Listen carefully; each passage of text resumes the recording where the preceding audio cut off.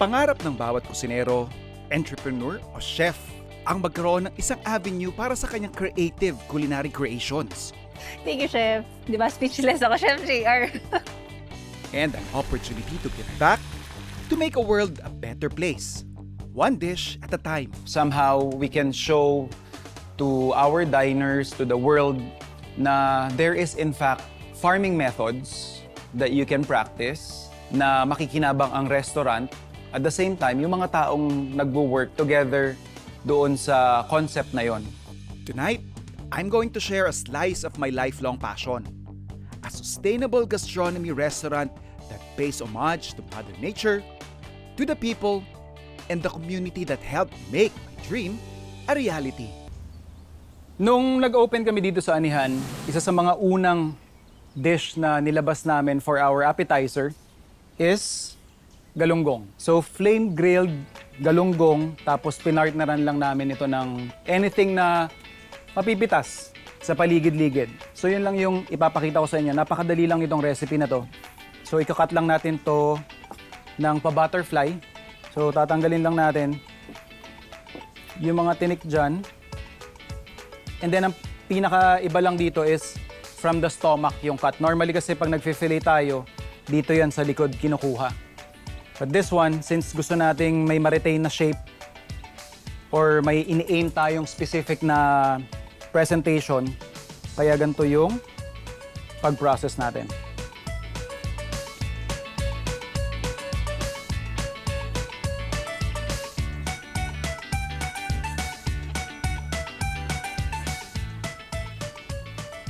So ito na yung ating butterfly na galunggong. Ipapatas lang natin or ilalatag lang sa dahon ng saging. And then, papatungan lang natin ulit ng dahon ng saging. Basically, ang hinahabol lang natin dito is makuha yung aroma ng parang inihaw na isda. Kaya rekta na natin siyang lulutuin doon sa ating apoy.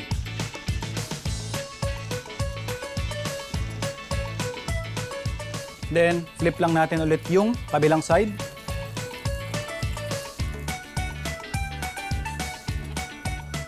We wanna balance na continuously natin siyang fini-flip para yung init tuloy-tuloy makapag-penetrate hanggang dun sa loob ng isda. Matatandaan ko nung dinedemo ko to dun sa mga kusinero natin dito sa Anihan. Lahat kami nagtataka pa paano namin malalaman kung luto na siya or tapos na.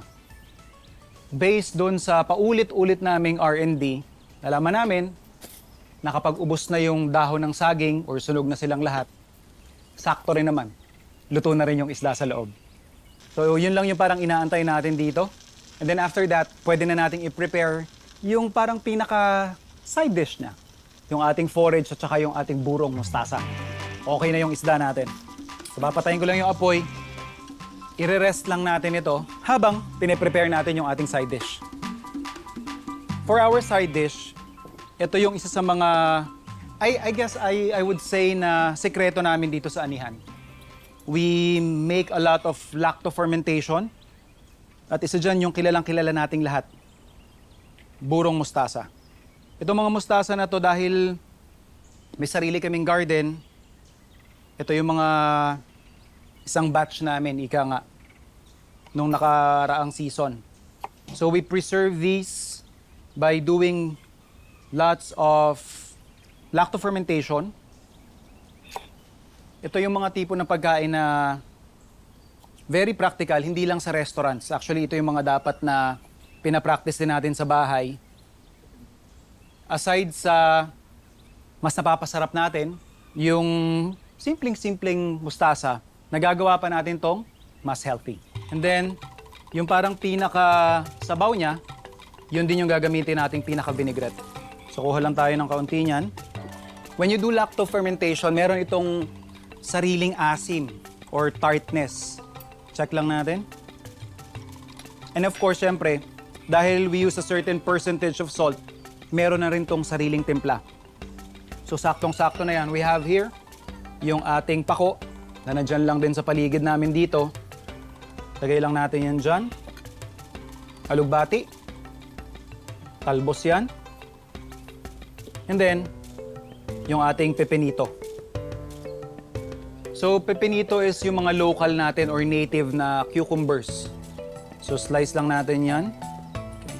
And then, totos lang natin yung ating mga greens. We also have here some onions. Touch of patis. Konting kalamansi. So yun na yung side dish natin. Ready na rin yung ating main ingredient. Pwede tayo mag-plate.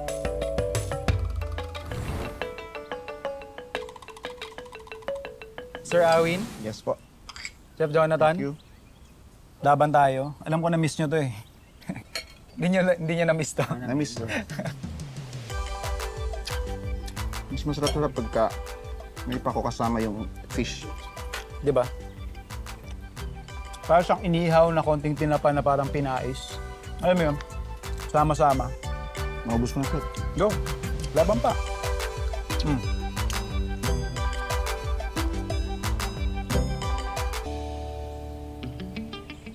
Mahigit 3 taon na ang nakaraan nung una akong makabisita dito sa The Good Food Farm. Sa pagbisitang ito, nagsimula ang pagbuo ng isang pangarap na makapagpatayo ng isang kainang nakasentro sa konsepto ng sustainable gastronomy.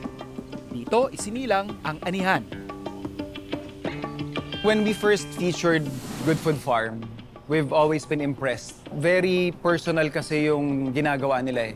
They're feeding the needy, yung mga nangangailangan. And then nung nag-usap kami ni Sir Jomar na parang they were planning, they were thinking, considering of putting up a restaurant here in Good Food Farm, doon ko lang binato yung parang idea, if ever in the future you'll be needing assistance, I actually have experience sa larangan na yan. When it comes to change sa society, and just siguro uplifting lang those people who are around us. So ganun lang siya nag-umpisa hanggang sa ito na. Kapag nagsiserve kami ng food, we at least inform yung guest, yung pinanggalingan ng mga ingredients. Somehow, we can show to our diners, to the world, na there is in fact farming methods that you can practice, na makikinabang ang restaurant. At the same time, yung mga taong nagwo-work together doon sa concept na yon. I think yung background ko bilang prom de chef is yung pinaka-soul, pinaka-spark na nagbigay sa akin ng gantong klase ng pagkatao. Not just a person, but siguro as a culinary artist lalo na. Kasi yun lang yung nakasanayan ko talagang kabuhayan eh. Yun lang yung nakasanayan kong pamumuhay. Payak, simple, hindi masyadong komplikado ang mga bagay-bagay. So, it's everything. It's everything that I do as a culinary artist, as a chef, and as a restaurateur. Ang siguro yung pinaka-mindset ko when we're practicing yung, at least yung culture namin dito sa Anihan, is yun nga, constant exchange of knowledge. At the same time, we're working like a colony, na everybody has their own critical position na kailangan magampanan. And at the same time, keeping the integrity intact doon sa ginagawa namin. Yung methodology na ginagamit namin para ma-highlight yung mga main ingredients from different sources, diyan pumapasok yung expertise ko naman. So kung gusto naming i-highlight kunyari ang Quezong Puti lang yung magdadala. Yung ibang supporting cast, support na lang talaga. Sa pag-iikot namin sa iba't ibang palengke dito sa Nagcarlan, sa Liliw, sa Pagsanhan, even Santa Cruz, hindi nawawala yung Cara Beef. Since ang gusto talaga naming matap dito na market is yung locals. So gusto namin, gagawa kami ng mga putahe based doon sa mga ingredients na familiar na sila kaagad. So yun yung mga main reasons kung bakit majority ng meat offerings namin ay Cara Beef. Being a food explorer, 'di ba? I mean, ayoko namang ikahon lang yung offering namin sa Laguna lang or Luzon lang when in fact my job is gifting me ng iba't ibang food culture experiences. So yun din yung parang gusto kong ibalik sa mga guests namin. And more than that, yung mga kasama ko rin sa kusina. In a way, just passing on the information, the knowledge, and yung wisdom, I guess, na nakukuha ko with my interactions sa iba't ibang food explorers din sa buong bansa. As a chef, the way I define my success is not on my accolades, not because of the recognition that I personally get. I live off siguro knowing na kung anong alam ko na ipapasa ko sa mga kasama ko. Gusto ko maging successful ako by having more people na mas magaling pa sa akin. Cooking time, less than 10 minutes. Tama? It's my mission. It's my job as a culinary artist to hone next generation of talents. For them to have integrity, for them to have humility, to accept that we will always have to learn from everywhere. I have affirmed that many years ago na ito yung plano ng nasa taas para sa akin. This is my way of giving back doon sa industriya, lalong-lalo na sa hospitality, na nagbibigay sa akin ng fulfillment. Meron tayong bisita sa anihan. At sa kanyang pagbabalik sa Farm to Table, siya ang titikim sa mga pambato naming bestsellers.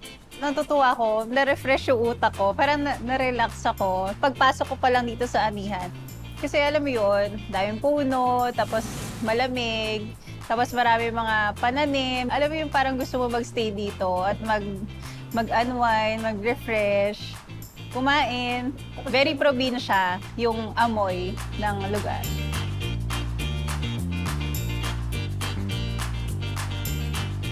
Hey, ma'am, here.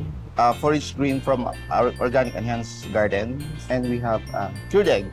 So instead of cheese, cured egg po ang ginagamit natin, ma'am. Egg yolk. Yes, ma'am. Yes. Thank you. Tikman natin yung anihan salad dito. Masarap. Kasi, for me kasi usually pag salad, di ba? Kailangan light lang yung taste niya. Tapos yung dressing niya, siguro may vinaigrette. So for me, masarap kasi serve yung salad na may lutong pa, may crunch pa. Tsaka nakakatawa guys, meron siyang pansit-pansitan. Nakita ko kasi may mga pananim sila doon sa labas ng Anihan Restaurant na pwedeng gawin dito sa salad or sa mga iba pang menu nila dito sa Anihan Restaurant. So this is our caldo ng hipon po. So we have a shrimp and then as you can see, meron po tayong pansit-pansitan and pumpkin seed po. Yung shrimp yan and stock.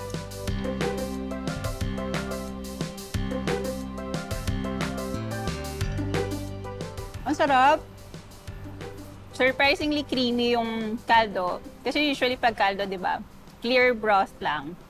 Ito kasi, para nilagyan nila ng cream, yung pansit-pansitan, medyo mapait kasi yung lasa niya. So nagbabalance siya dun sa hipon. Hindi na siya masyadong malansa kasi may pangontra dun sa lansa. Malalasahan mo kasi yung pait, di ba? Pwede na ito iulam sa kanin. Alam mo yun? So, chef, this is our black pancit buko. So, ang ginamit po natin dyan is yung young coconut shreds. Yung coconut shreds. Yes po. And kaya po siya naging black, ginamit po natin is squid ink po. Guys, first time ko makakatikim ng black pancit buko. Usually kasi nakakatikim ako ng pansit. Yung pansit miki, bihon, sotanghon na black, na may tinta ng pusit. Tapos meron din siyang pusit. So, tikman natin.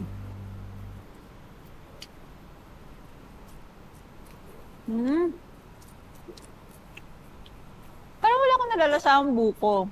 Parang siyang pansit din. Lasang pansit talaga. And this is our Anihan's kare-kare. So ito, ang galing oh, meron silang tuile.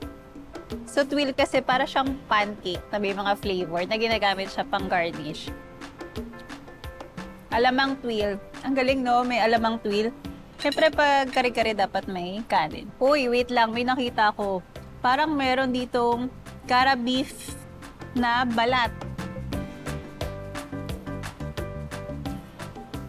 Yung nag-stand out na dish for me is the kare-kare. Normally kasi gamey yung kara beef eh. malambot siya. Even yung Cara beef skin, malambot. Kaya na-impreso ko kasi even the alamang or bagoong tuil, ginawa nilang as garnish na tuil. This is our anihan's main dish. Chicken halang-halang, ma'am. As you can see, meron po tayong basil leaves on the top and chili. So it's also similar with parang chicken Bicol Express. Very aromatic yung flavor. Yung gata, manamis-namis ng kaunti. So tikman natin, pag may kasamang chicken. So for me, masarap siya, maanghang, at saka naglalangis ang gata. That's how you cook a gata. Dapat ina-extract na yung natural oil habang niluluto siya para lumabas yung totoong lasa ng gata. So, one of the best seller po dito sa anihan is pata and munggo. Munggo. Yes, chef. Tikman natin with sausawan.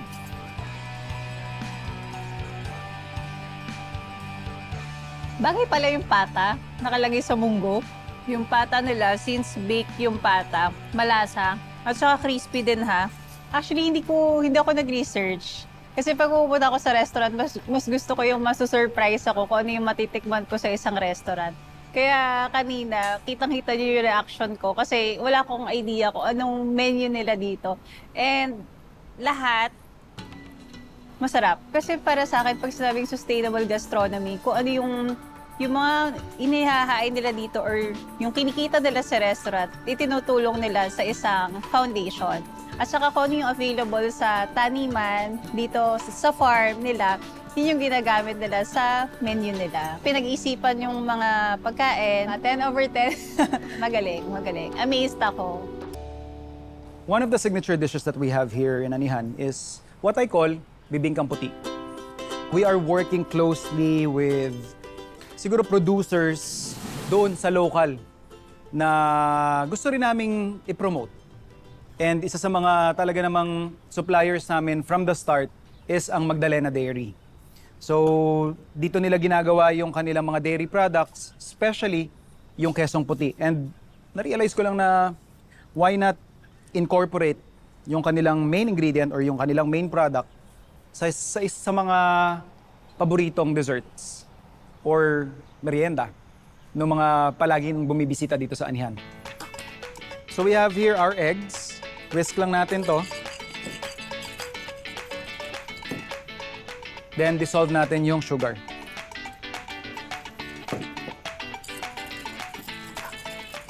This is also something that we're proud of na made to order talaga to.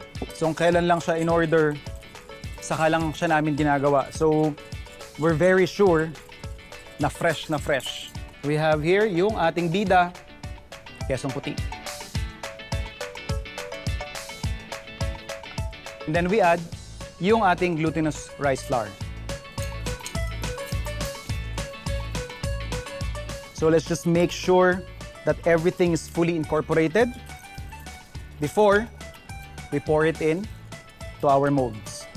May lining lang tayo dyan ng dahon ng saging as you would pag gumagawa ka ng bibingka.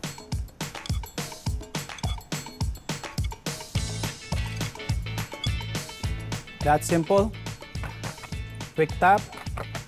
Kapag yung inyong bibingkang puti na gagawin, mas malaki yung molde, lagyan nyo ng tubig sa ilalim. This will ensure na mas even at saka hindi masyadong magkakaroon ng browning yung ating pastry.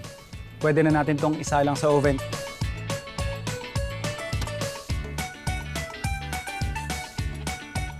So, 15 minutes. Eto na siya. Yan. Just like with any other cheesecakes, yung ganyang alsa niya, as it cools down, babagsak pa yan. Pero before mangyari yon, i-finish lang natin siya doon sa aming salamander. Touch of sugar for caramelization. Then, taas lang natin. So, meron tayong broiler doon sa taas. May apoy dyan. Ilalapit lang natin hanggang mag-caramelize yung asukal. There you go.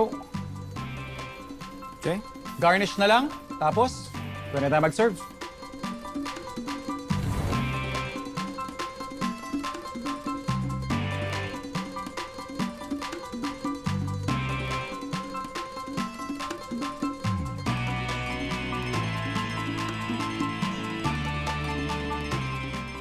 Nagbabalik si Chef Elite.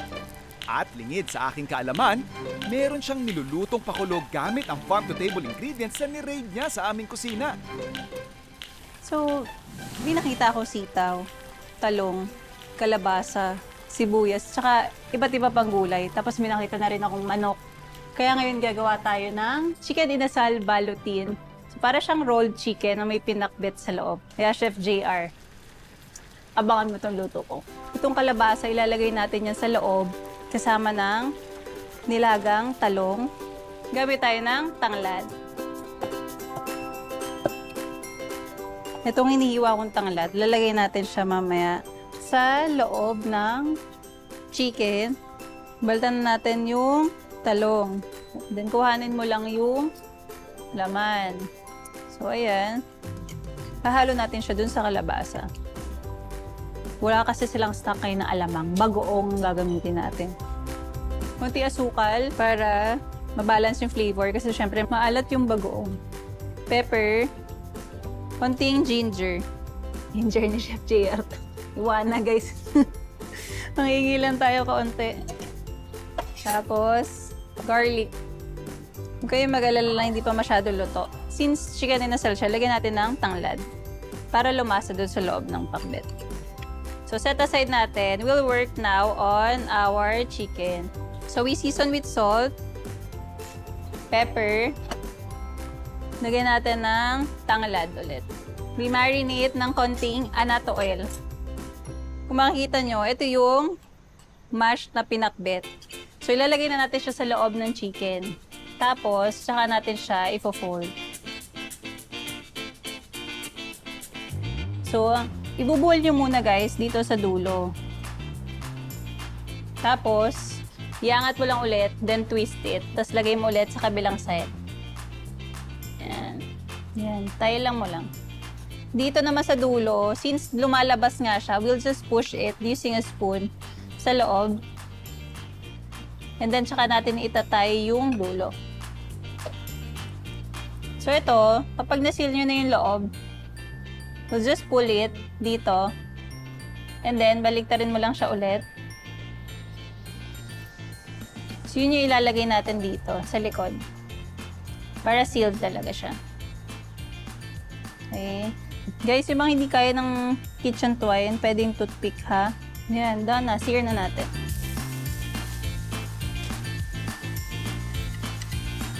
Lagyan natin ng konting color using the annatto oil.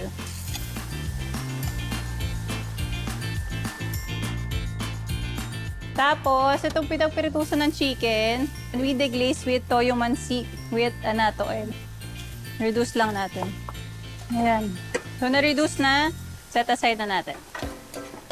So, guys, tapos na yung ating chicken. Rest lang natin for 10 minutes. So, ito yung kamote puree. Napakamura lang ang kamote. All you have to do, ilalaga mo muna, tapos imamash mo. Tapos, lagay mo sa milk, lagay mo ng butter, salt, and pepper. Kamote puree na.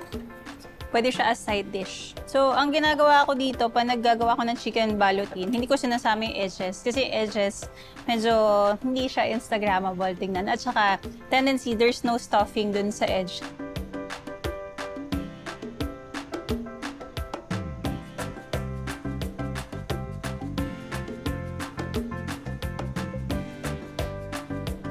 Chicken balutin inasal pinakbet with kamote puree. Sa'yo din galing yan yung debone chickens. Sa kusina mo din galing yan. Kahit hindi mo sabihin sa akin na inasal yung pinaserve mo sa akin, because of the parang pop ng lemongrass, alam ko na kaagad na you were aiming for that. The inasal. Very nice. Well done. Well seasoned. Tapos syempre may mga ganito ka na Yan, galing yan doon sa labas nyo. Saka yung isa pa. Coca-Cola, marami ako dyan. Lahat yan, Yeah. galing sa kitchen mo, Chef. Very nice. Thank you, Chef. Thank you so much.